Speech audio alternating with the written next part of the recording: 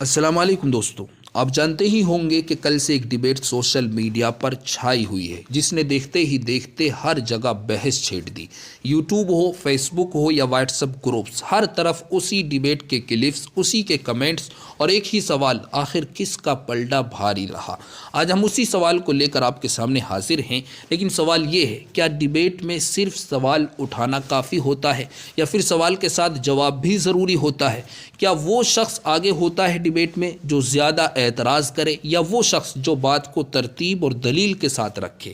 کل سامنے آنے والی اس ڈیبیٹ میں ایک طرف تھے جناب جاوید اختر صاحب جو اپنے سوالیہ انداز، تنقیدی فکر اور صاف گوئی کے لیے جانے جاتے ہیں، جبکہ دوسری طرف تھے جناب مفتی شمائل صاحب ندوی جو سکون، ٹھہراؤ اور منظم گفتگو کے ساتھ اپنی بات رکھنے والے ایک مقرر ہیں۔ موضوع ایک تھا لیکن انداز دو بالکل مختلف۔ ڈیبیٹ کے دوران جناب جاوید اختر صاحب نے مسلسل سوالات اٹھائے کہ ماننے کی بنیاد کیا ہے، کہ دلیل کہاں ہے، کہ انسان کسی بات کو کیوں تسلیم کرے۔ یہ سوالات اپنی جگہ اہم ہیں اور سوال اٹھانا کسی بھی گفتگو کا حق ہے، لیکن یہاں ایک بات سمجھنا ضروری ہے اور وہ یہ ہے کہ ڈیبیٹ صرف سوالات کا انبار نہیں ہوتی، ڈیبیٹ وضاحت کا مطالبہ بھی کرتی ہے۔ یہاں سے ڈیبیٹ کا اصل فرق نمایاں ہونا شروع ہوا دوستو۔ ایک طرف سوال بڑھتے چلے گئے اور دوسری طرف انہی سوالات کو سمیٹ کر اصل نقطے کی طرف لایا جاتا رہا۔ مفتی شمائل صاحب بار بار گفتگو کو ایک بنیادی سوال پر واپس لاتے رہے کہ اگر ہر چیز کا ایک سبب ہے، اگر ہر نظام کے پیچھے کوئی ترتیب ہے تو پھر اس سب کا آغاز کہاں سے ہوا؟ یہ انداز نہ اشتعال انگیز تھا، نہ تنزیہ، بلکہ خالص عقلی اور فکری تھا۔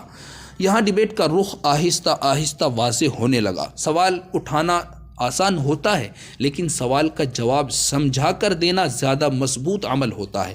وقت کے ساتھ یہ فرق اور گہرا ہوتا گیا، ایک طرف اعتراض تھا، دوسری طرف وضاحت۔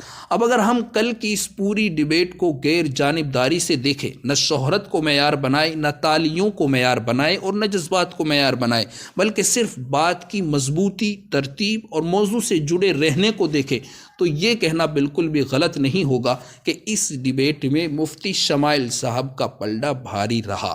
یہ کسی کی تذلیل اور کسی کی ہار نہیں، بلکہ گفتگو کے وزن کا ایک فطری نتیجہ ہے۔ اب سوال آپ سے ہے کہ آپ کے نزدیک سوال زیادہ طاقتور تھے یا جواب زیادہ واضح تھے؟ کمنٹ میں اپنی رائے ضرور لکھیں۔